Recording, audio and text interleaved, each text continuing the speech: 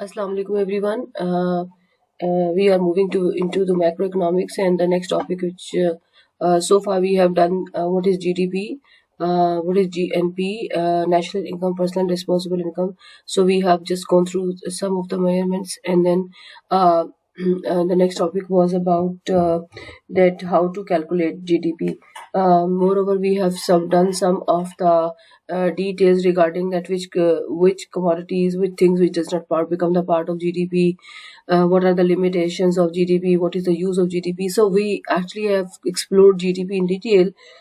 Still we are doing the same, and now there is a numerical which is very interesting as well, and that numerical will tell you that किसी भी economy में जो GDP जिसका हम we are so much focused in and we talk about a lot about it, तो वो calculate कैसे करते हैं. So today's lecture is about the calculation of GDP, और उसको हम जीडीपी को कैलकुलेट करेंगे, and then we actually have distinguish between two types of GDP, nominal versus real. Nominal GDP is the quantities are evaluated at the current prices. The nominal GDP is a GDP which is calculated at current prices, and दूसरा वाला जो GDP है, real GDP, it is calculated at base year prices. So this is what I have explained in the last class, but today in this lecture I would explain that how to calculate the real GDP and the nominal GDP, then continuing with the concept of GDP deflator, and then I told you in the last lecture that GDP deflator is also used to measure the inflation. तो आज की class में, आज के lecture में ये सारी चीजें कवर होंगी. So what I am doing today, it's a numerical example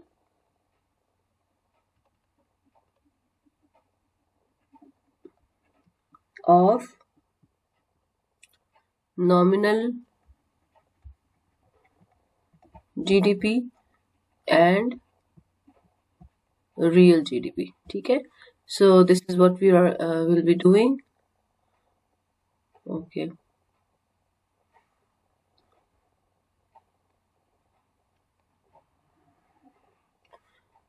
Okay.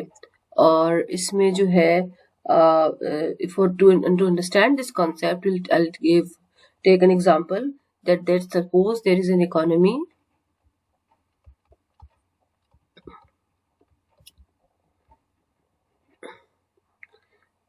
which produces only two commodities.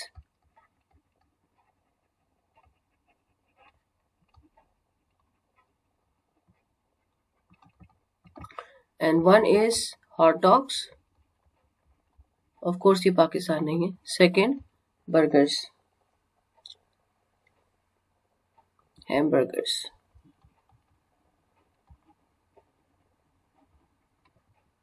Hot dog को हम HD कह देते हैं, हैमबर्गर्स को HB कह देते हैं. ठीक है जी. अगर वो if the economy is just producing, so what do we define GDP? It's the money value of all goods and services produced in a country during a certain time period. तो हम जो टाइम पीरियड है, suppose वो 1 साल ले रहे हैं, और गुड्स एंड सर्विसेज जो हम ले रहे हैं, सपोज करो इकोनॉमी में सिर्फ ये प्रोड्यूस हो रहा है, तो अगर मैं इनकी मनी वैल्यू कैलकुलेट करके if I am able to add them together, तो I will be able to get nominal and real GDP. So for that I need the data on quantities and prices. So suppose करो कि we had year 3 साल थे हमारे पास, 2013, 2014 and 2015. इन 3 सालों का data मेरे पास मौजूद है. I am sorry for my lines. One is prices. Prices का डेटा, किसकी price? Price of hot dog. ठीक है.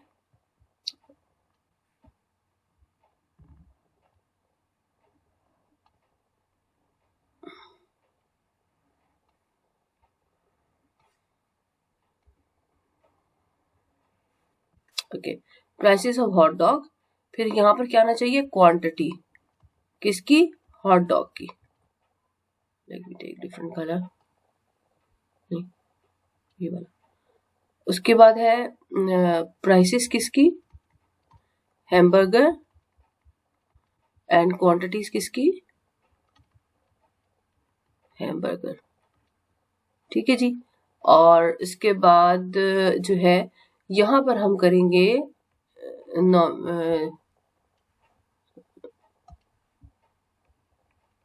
नॉमिनल GDP और यहाँ पे हम करेंगे रियल GDP। अच्छा देखो, GDP is just calculated for a year, तो बेसिकली मैं GDP एक नहीं 3 GDP की वैल्यूज देने वाली हूँ, एक 2013 के लिए, ठीक है, और एक 2014 के लिए, और एक 2015 के लिए. So I'll be calculating 3 different values.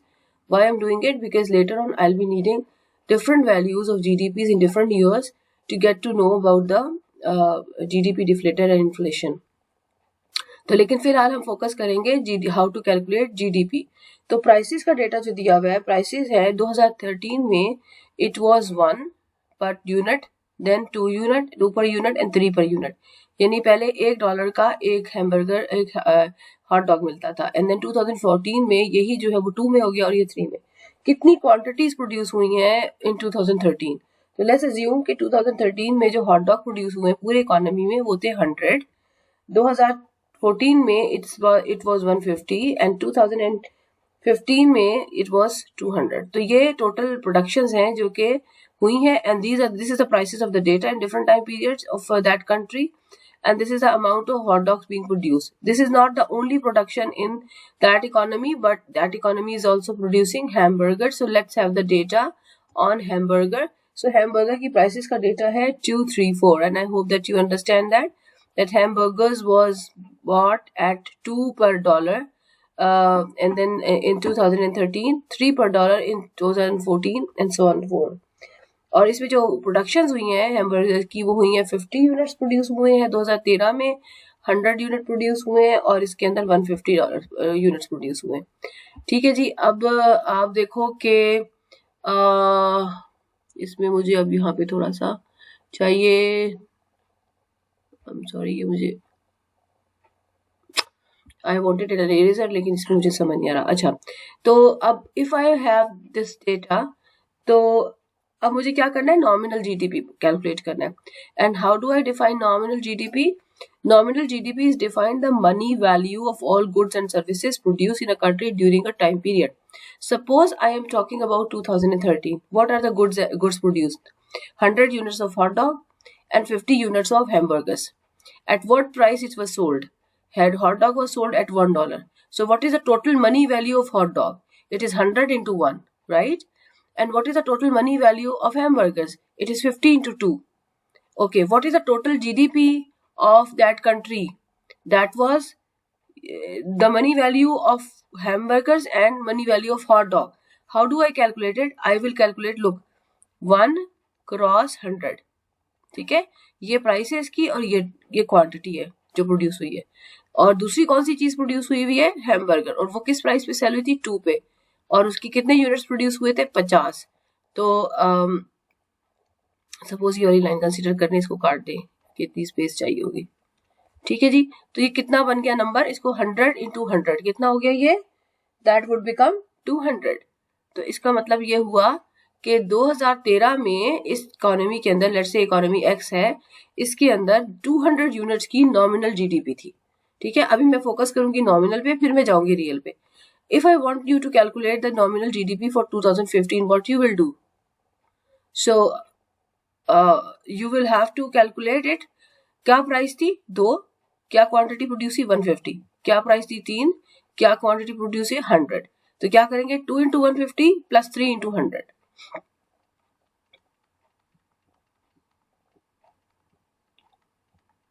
is equals to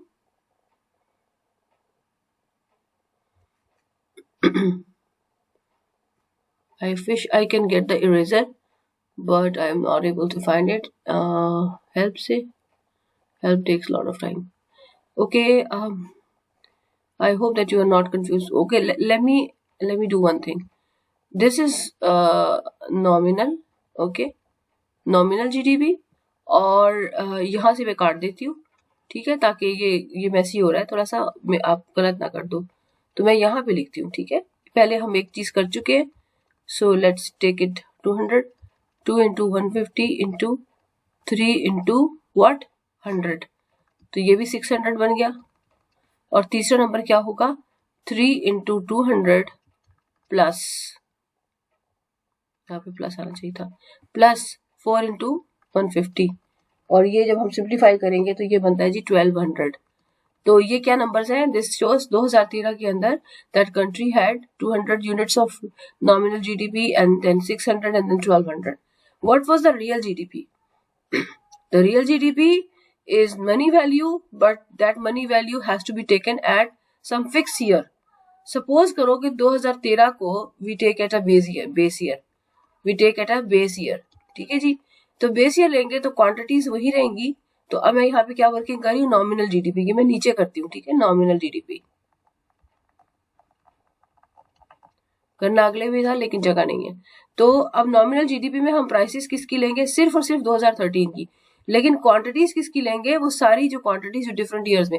for example if I से what is the nominal real GDP for 2013, क्योंकि मैंने 2013 को एज अ बेस ईयर लिया हुआ है, तो since I am considering only the prices of 2013, तो the nominal GDP and the real GDP will be same.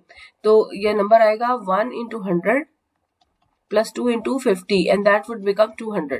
So nominal and real GDP remains, real and nominal GDP remains the same for the base year.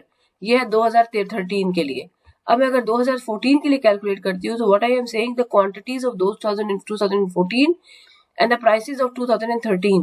तो quantities क्या है इसकी? If you notice, ये देखो मैं यहाँ पे अब ये वर्किंग दिखाऊंगी आपको।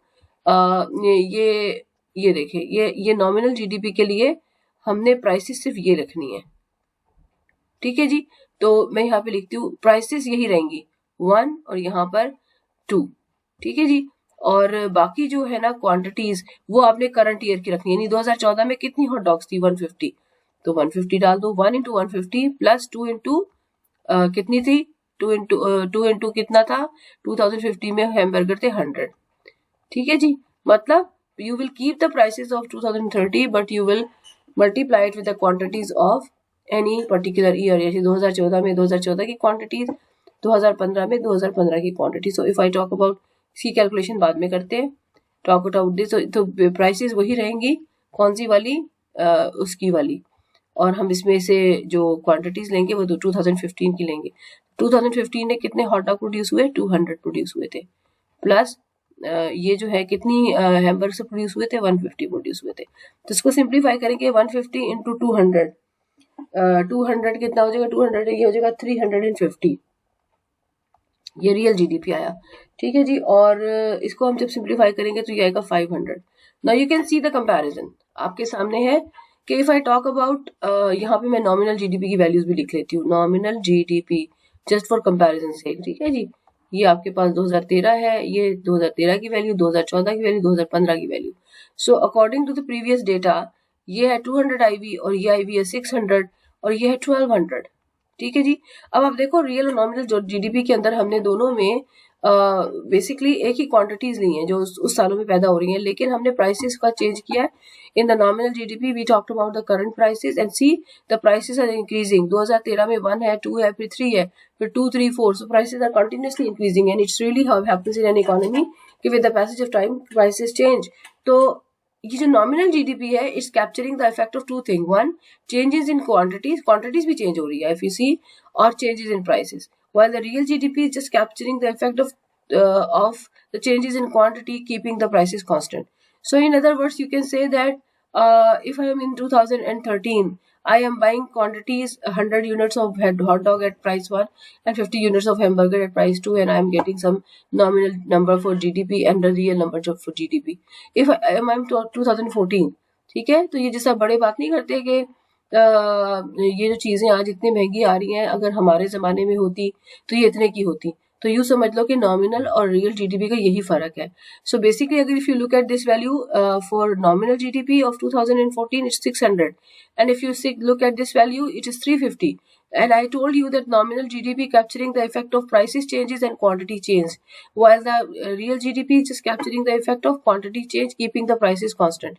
तो ये बिल्कुल ऐसे ही है कि ऐसे कोई बुजुर्ग कहे कि अगर यही सारी चीजें हम अपने जमाने में खरीदते 2013 में तो वो 600 की बजाय 350 में आ जाती।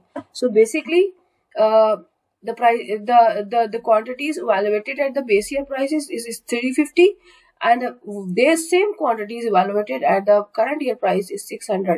So this 600 is capturing the effect of not only increase in quantity but also in prices. So same is happening with 2015, that if the same commodity is available at the current prices at 1200, and if it was evaluated at the base year prices it was 500. So any change from nominal GDP to real GDP, जो difference है इनका वो basically reflection है कि prices में क्या change हो रहा है. तो अगर हम इसको न्यूमेरिकली मेजर कर लें तो बेसिकली हमें एक इन्फ्लेशन का आइडिया मिल सकता है. अब मैंने आपको बताया था कि जीडीपी डिफ्लेटर क्या होता है. जीडीपी डिफ्लेटर जो होता है वो सिर्फ ये होता है कि आपने रेशियो लेनी है किसकी, नॉमिनल जीडीपी की ओवर real GDP की. And you can see this is something which is capturing the effect of price and quantity both increase, and this is capturing the effect of only quantity increase. So अगर मैं इनका ratio ले लेती हूँ तो जो number आएगा वो किसका रिफ्लेक्शन होगा, क्वांटिटी इज न्यूट्रलाइज, प्राइस का इफेक्ट होगा. तो बेसिकली अगर मैं जीडीपी डिफ्लेटर लेती हूँ बेस ईयर के लिए तो वो 200/200 है. तो that would nothing but that would just be equals to 1. लेकिन हम इसको परसेंटेज में अगर लेना चाहें तो मैं इसको 100 से मल्टीप्लाई कर दूंगी. So I take the base year as GDP deflator 100. तो बाकी जो होंगे वो 100 के साथ कंपेयर होंगे. सो सेकंड जीडीपी डिफ्लेटर क्या होगा, nominal versus 600 versus divided by 600 divided by 350, और इसको मल्टीप्लाई कर देंगे 100 के साथ ताकि परसेंटेज में कन्वर्ट हो जाए. तो once I do it I will get 171. ठीक है जी. उसके बाद तीसरा नंबर आएगा 1200 डिवाइडेड बाय 500 into 100. इसको जब मैं सिंप्लीफाई करूंगी तो I will gate 240. Okay, so how do I read that number. If I just look at the GDP deflator, ठीक है, ये है डिफ्लेटर फॉर 2013, क्या आ रहा है वो 100. और वही जीडीपी डिफ्लेटर 2014 के लिए क्या आ रहा है 171. इसका क्या मतलब है, मैंने आपको बताया था कि जीडीपी डिफ्लेटर जो है वो रिफ्लेक्शन है किसका, प्राइसेस का. इसका मतलब है कि 2013 और 14 के से जो चेंज आया प्राइसेस में वो आया है जी 100 से 171 के अंदर. ठीक है. तो मतलब क्या हुआ कि 71% इसमें चेंज आया हुआ है. सही है. तो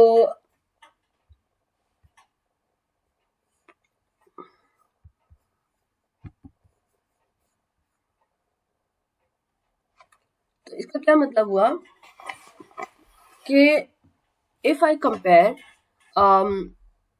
if I use this GDP deflator value to measure inflation. What is inflation? Inflation is basically, मैं यहाँ पे लिख के देती हूँ आपको, inflation calculated by GDP deflator. आपको मैंने बताया था ना कि इन्फ्लेशन को कैलकुलेट करने के दो मेथड है, एक जीडीपी डिफ्लेटर है और एक सीपीआई है जो हम आगे करेंगे. तो basically percentage change in GDP deflator is inflation. ठीक है. परसेंटेज, अब आपको पता है किसी भी चीज का परसेंटेज चेंज कैसे निकालते हैं. अगर सपोज करो कोई वेरिएबल है एक्स और उसका मैं परसेंटेज चेंज निकालूं, परसेंटेज चेंज इन एक्स निकालूं, तो वो किसके बराबर होता है, वो डेल्टा एक्स ओवर एक्स के बराबर होता है. ये कौन सी वैल्यू थी, ओरिजिनल वैल्यू होती है. तो इसी तरीके से जब अगर मैं इसको कैलकुलेट करूंगी इन्फ्लेशन को जीडीपी डिफ्लेटर के थ्रू, तो परसेंटेज चेंज का मतलब होता है second value minus the first value divided by the original value. तो अब देखो ये है जनाब जीडीपी डिफ्लेटर की ये वैल्यूज हैं. तो सेकेंड वैल्यू 2014 के लिए ये फॉर 2014 आएगा. ठीक है. वो है जी 171 माइनस 100 डिवाइडेड बाय 100. तो ये किसके बराबर आ गया, ये आ गया जी 71. तो वी विल कॉल इट 71%. पहले मैं कैलकुलेट करूंगी फिर मैं आपको एक्सप्लेन करूंगी कि क्या है.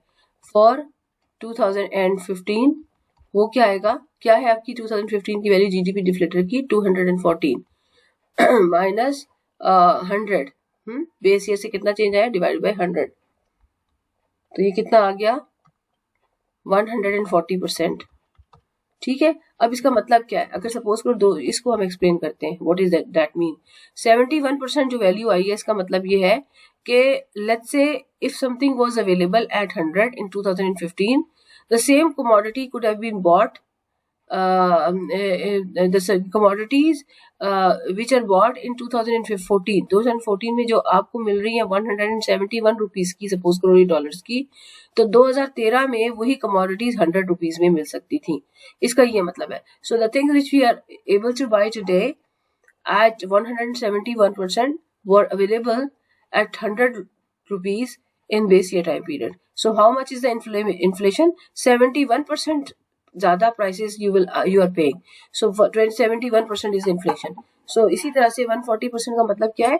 The commodities which you are buying at 140, 240, yeah, 240 are available at 100 in the base year. So how much additional price you are paying? 140% increase in inflation. So this is what we had to understand from this GDP deflator. So आज की class में what we have gone so far is about what is nominal GDP and what is real GDP, how to calculate it numerically, how to calculate GDP deflator, and how to use GDP deflator for the measure of inflation, and then how to explain it.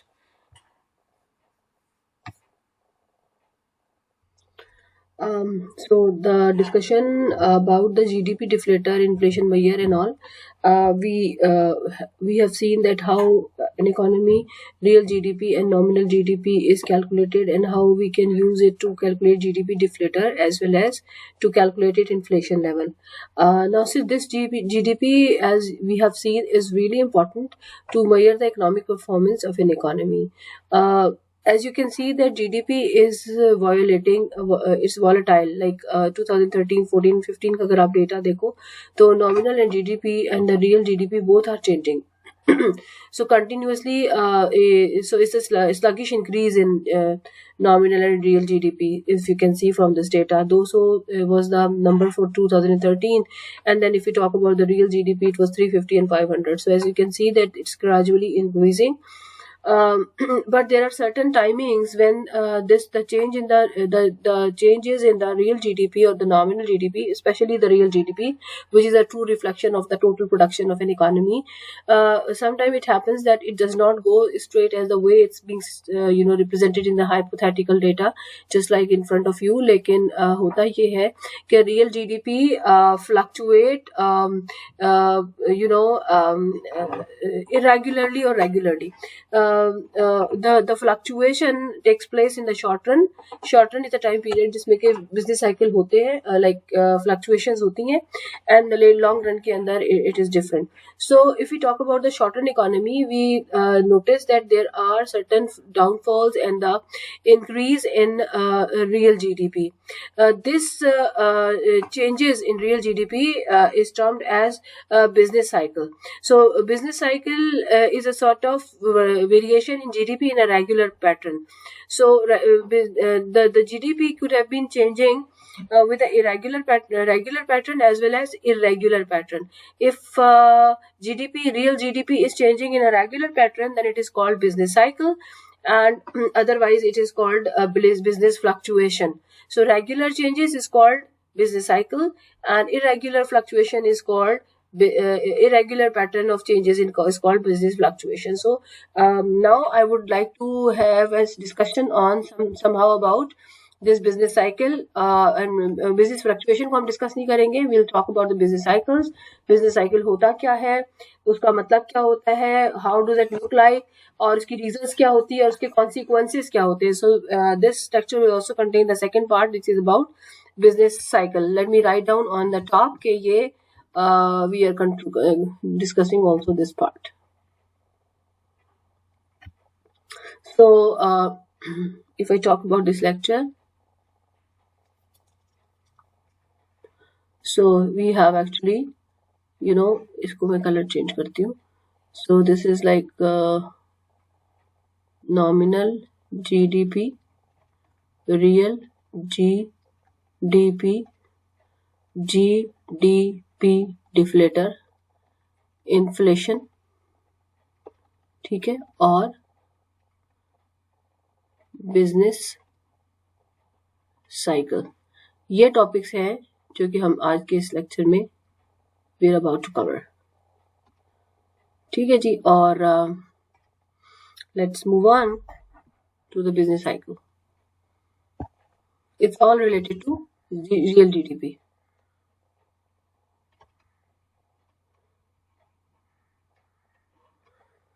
So, business cycle or business fluctuation.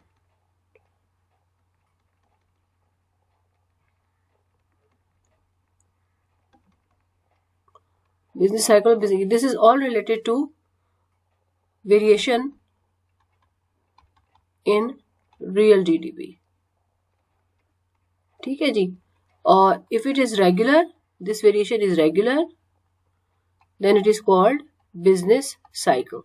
If it is irregular, then it is called business fluctuation. So हम किसको discuss करेंगे आज? We will talk about business cycles. So let's work out with business cycles. So what is business cycle? Let me write. Regular ups and down of real GDP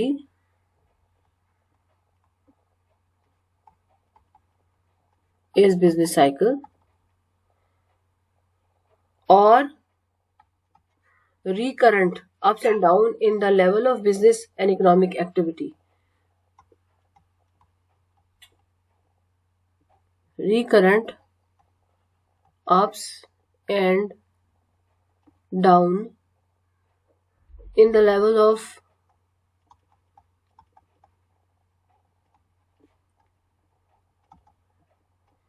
business and economic activity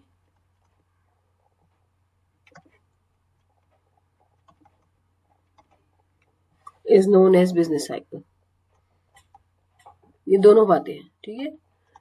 इधर real GDP जो है up and down regular pattern पे जा रही है. Regular pattern important है.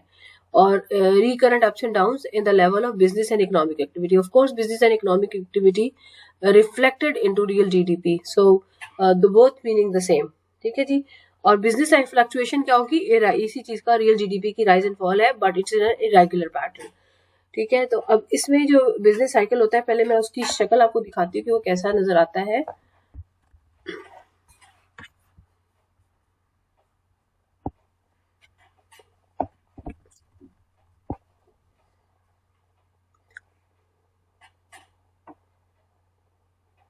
So here we have y-axis, here we have time, यहाँ पर हमारे पास रियल जीडीपी है. ठीक है जी. और उसका पैटर्न कैसा होगा?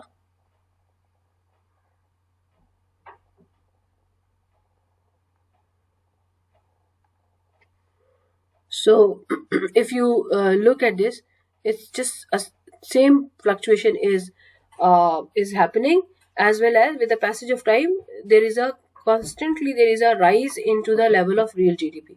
तो with the passage of time real GDP rise करता है, लेकिन जो राइजिंग है वो स्ट्रेट नहीं होती, बल्कि एक फ्लक्चुएशन के थ्रू होती है, जिसमें रियल जीडीपी कभी फॉल करती है, कभी इंक्रीज करती है. तो एक रेगुलर पैटर्न है. Whenever there is increase highest level, then there will be fall, and then it will come to the lowest level. ये lowest levels हैं इसके, ये highest level है. So this is the highest level and this is the lowest level. All lowest levels, and then low के बाद increasing trend होगा, and then maximum पे, और then downfall, and then decreasing minimum, and then increasing. So it's always like the same. So whenever GDP is rising, ये decreasing, ये वाला मैं इसको अलग कलर के साथ आइडेंटिफाई करती हूँ. ये डिक्रीजिंग पोर्शन है ना. इसके अलावा कौन सा डिक्रीजिंग पोर्शन है? ये इंक्रीजिंग, और ये डिक्रीजिंग अगेन. ये जो मैंने हाईलाइट किया ना, ये वाला, ये जो फेज है इसका, इसको हम कहते हैं, क्या कहते हैं इसको? रिसेशन. ठीक है. ये है रिसेशन, ये भी रिसेशन है. ठीक है. और इसको हम कहते हैं, जो लोएस्ट पोर्शन है ना, ये लोएस्ट वाला, इसे हम कहते हैं, ये जो पॉइंट है, the both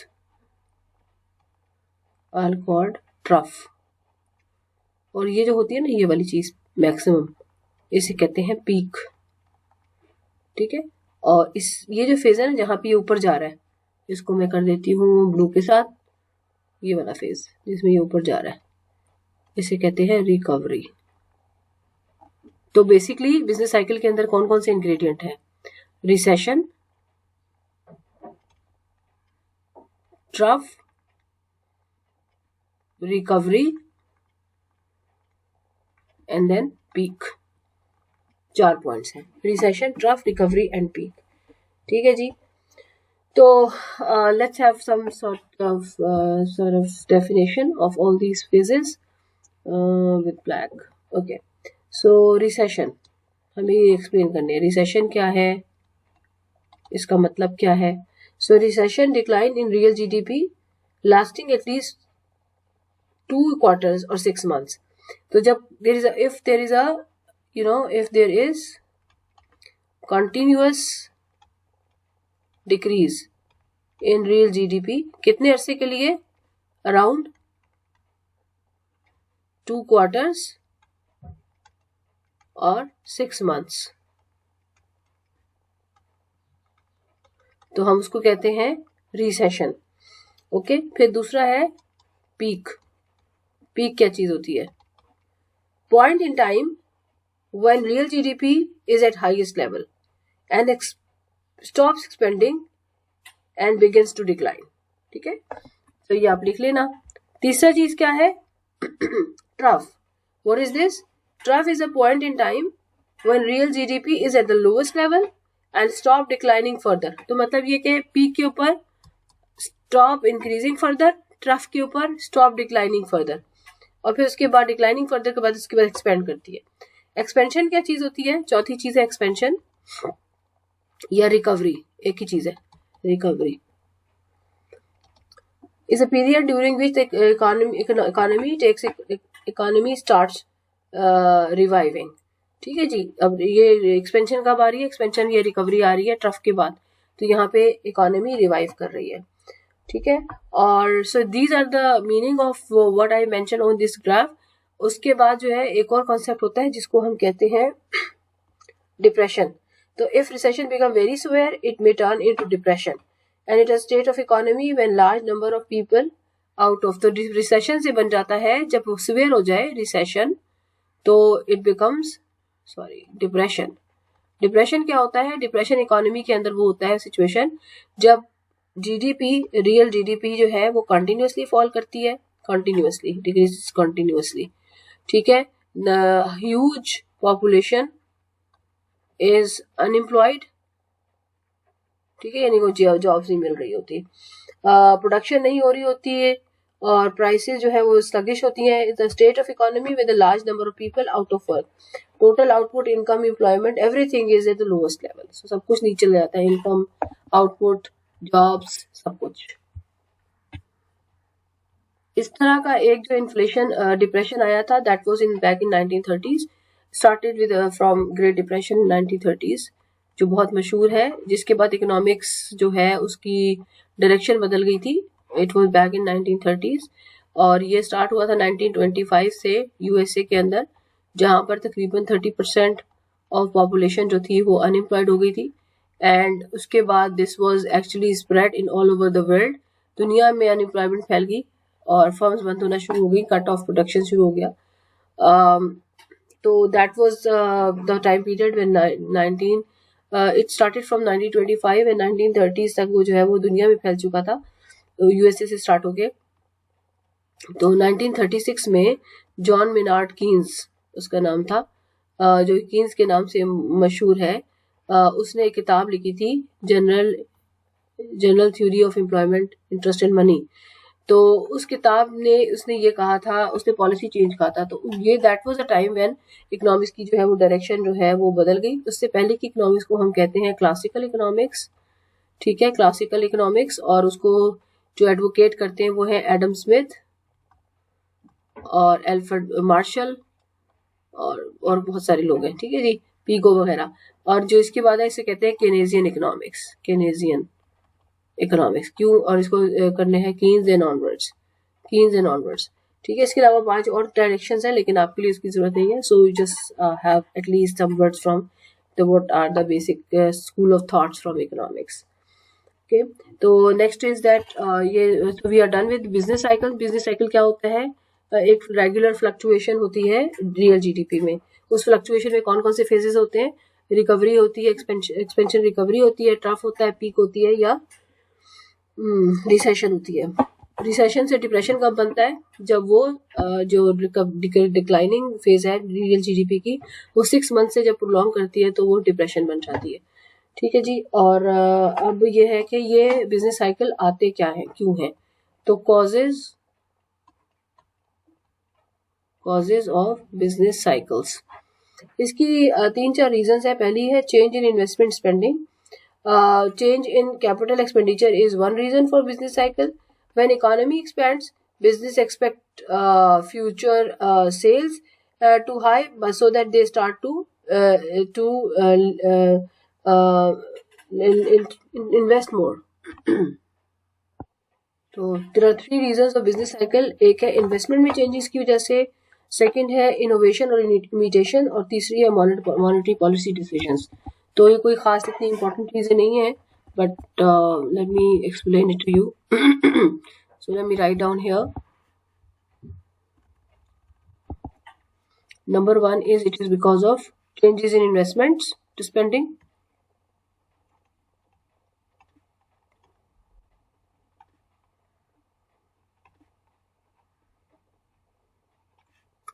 दूसरा because of innovation and imitation.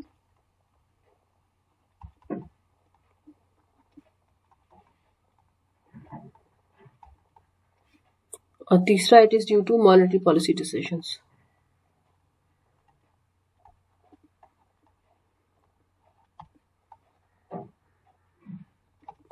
Changes in investment and spending का मतलब ये है कि if business is expecting to have more profit, so there are spending investing more, and that creates a fluctuation into economic activity. और हम economic activity की fluctuation को क्या कहते हैं, इट्स कॉल्ड बिजनेस साइकिल। जब whenever there is a rise and fall in the business activity, it is a part of business cycle. तो investment की चेंजेस होती है क्योंकि बिजनेस एक्सपेक्ट कर रही होती है future profit, so they start expecting more. तो future expectation about the profit is one of the reason of the business cycle.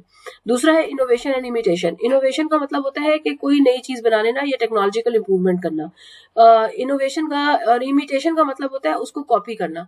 तो when there is any innovation in the business, so what happens that the advent of the new technology one comes in, so definitely economic growth, economic activity increases now because people have more better technology to produce. There are 2 ways of innovation can be done. One is to introduce a new technology, or second is to have upgradation of the original existing technology. दोनों सूरतों में economic activity बढ़ती है, तो जिसकी वजह से business जो है वो ज्यादा फ्लोरिश करता है और एक्सपेंशन यानी एक्सपेंशन की तरफ जाती है economy. So what is one of the reason of business cycle कि उसमें क्यों इंक्रीज आ रहा है, इनोवेशन की वजह से इकोनॉमिक एक्टिविटी इंक्रीज होती है। इमिटेशन क्या चीज होती है, उसी चीज को कॉपी करना। तो with the passage of time जो दूसरे लोग हैं उसको कॉपी करते हैं और फिर वो भी इसमें इन्वेस्ट करते हैं। So that all is resulting into changes into economic activity, causing economic fluctuation, economic changes, and then is called business cycle. Monetary policy decision. अब monetary policy क्या होती है, it's all related to money. ठीक है, तो money को किस तरह हैंडल करती है गवर्नमेंट, वो इंटरेस्ट रेट के थ्रू हैंडल करती है। अब इंटरेस्ट रेट जो है ना वो क्या करता है, interest rate is the cost of borrowing money. What is interest rate? It is the cost of borrowing money, and you can see that who needs money, with the investors. So when there is a decrease in cost, they are able to invest more, and when there is increase in cost, they are able to invest less. So interest rate और investment का negative relationship यहाँ पर है.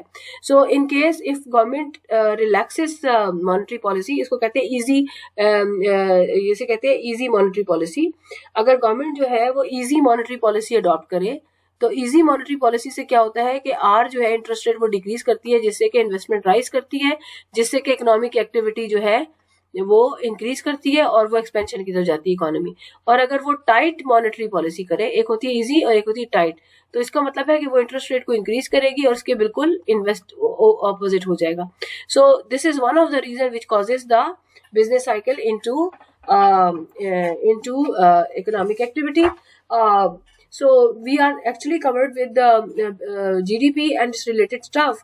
तो हमने GDP में पढ़ा कि what is GDP, किसको मेजर कैसे करते हैं, और जीडीपी जो है वो सेक्टर्स क्या होते हैं, इकोनॉमिक सेक्टर्स क्या होते हैं, कहाँ कहाँ से जीडीपी कैलकुलेट होती है। तो हमने इसमें 4 सेक्टर्स पढ़े, कंजम्पशन, इन्वेस्टमेंट और गवर्नमेंट एंड फॉरेन सेक्टर। और उसके बाद फिर हमने डिफरेंट मेजर्स पढ़ी। उसके बाद हमने ये पढ़ा कि इसकी लिमिटेशन क्या है जीडीपी की, और फिर हमने ये देखा कि जीडीपी को जो है उसमें लिमिटेशन के साथ साथ उसकी वो किस चीज के लिए मेजर किया जाता है और वो कौन सी चीजें हैं जो जीडीपी का पार्ट नहीं बनती। ये आपका पहला लेक्चर था। उसके बाद मैंने आपको बताया कि जीडीपी जो है उससे उसे कैलकुलेट कैसे करते हैं। तो मैंने रियल जीडीपी और नॉमिनल जीडीपी आपको कैलकुलेट करके न्यूमेरिकली बताया। उसके बाद हमने डिस्कस किया कि इस जीडीपी से हम इन्फ्लेशन कैलकुलेट कैसे करते हैं। तो we went from the concept of real and nominal GDP to the concept of GDP deflator, और फिर हमने जीडीपी डिफ्लेटर से एक इन्फ्लेशन का मेजर कैलकुलेट किया और फिर उसको एक्सप्लेन किया।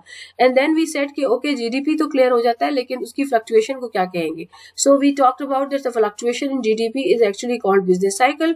अगर वो रेगुलर है तो बिजनेस साइकिल है, और अगर वो इरेगुलर है तो बिजनेस फ्लक्चुएशन है। Then we have had a look on the business cycle figure, and we explained the parts in the business cycle figure, and then we talked about that what are the reasons behind that why business cycle come. तो ये तो सारा हो गया the stuff related to GDP के, उसके साथ क्या क्या एक्सप्लेनेशन इन्वॉल्व है। उसके बाद जो हमारा इंपॉर्टेंट टॉपिक है जिसको हम नेक्स्ट इसमें कवर करेंगे साइड में, कि इन्फ्लेशन क्या होती है और उसको हम सीपीआई से कैसे मेजर करते हैं, कंज्यूमर प्राइस इंडेक्स क्या होता है और प्रोड्यूसर प्राइस इंडेक्स क्या होता है। ये एक इम्पॉर्टेंट टॉपिक है। उसके बाद we will move on to the causes of inflation के होती क्यों है और फिर इसके कॉन्सिक्वेंसेज क्या होते हैं। सो एक लेक्चर जो है वो इन्फ्लेशन और इसकी मेजरमेंट और कॉजेज और कॉन्सिक्वेंसेज पे होगा। Then will talk about unemployment, reasons of unemployment और टाइप ऑफ अनएम्प्लॉयमेंट, एक बहुत आसान सा टॉपिक है। ये 3 टॉपिक्स खत्म करने के बाद then we will have a look at money के ऊपर, कि मनी क्या होती है और ये सारा कुछ। And then we talk about the monetary policy and the fiscal policy. तो अब आपका एक लेक्चर इन्फ्लेशन पे जाएगा, एक लेक्चर आपका जो है अनएम्प्लॉयमेंट और मनी के ऊपर जाएगा, ठीक है जी, मनी की डेफिनेशंस पे जाएगा, और एक फिस्कल और मॉनेटरी पॉलिसी पे जाएगा। So we will have 3 more lectures to be covered in the next week, which I'll be uploading by this weekend, and then you can have a look at the time which you have. अच्छा, इसके अलावा I am planning for one assignment जो कि which will cover this whole stuff जो कि मैं यहाँ पे करवा रही हूँ। तो उसका ऑब्जेक्टिव ये होगा कि आप वो असाइनमेंट जो है वो रीइंफोर्समेंट है इन सारे कॉन्सेप्ट्स की जो कि हम इन 3-4 लेक्चर्स में करेंगे। तो let's wait for the next lecture. Thank you.